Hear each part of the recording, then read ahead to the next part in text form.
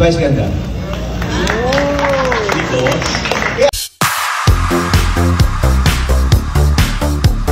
Finally, the long wait is over. Ang unkabogable star na si Vice Ganda ay opisyal nang nag-guest sa isa sa pinakamatagal ng gag show sa bansa, ang Bubble Gang. Nitong Lunes, September 29, ibinahagi mismo ni Vice ang masayang balita sa kanyang Instagram stories kung saan ipinakita niya ang isang bouquet of white roses na may kasamang appreciation note mula sa cast ng Bubble Gang na may nakasulat, "Thank you for guesting, batang bubble ka na." Ngayong 2025, ipinagdiriwang ng Kapuso Comedy Show ang kanilang ika-30 anibersaryo, kaya naman marami ang sabik na masilayan si Vice sa programa.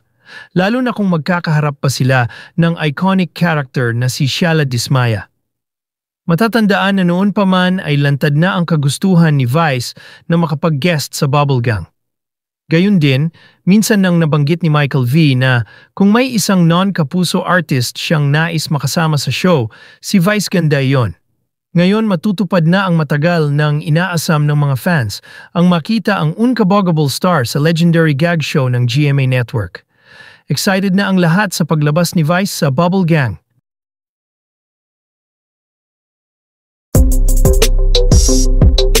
Si Vice Ganda. Yeah, hindi kasi, tawag dito, she's always been, he, she, they, him, he. Sorry, hindi ko na alam ang pronouns ko. But anyway, si Vice Ganda has always been open to collaboration. Tsaka, the last time that we met, the last time na nagkausap kami, lagi niya sinasabi, sana makapag-guest ako sa Bubble Gang. So, sana, bigyan ng chance. I think, yung top of mind, yes.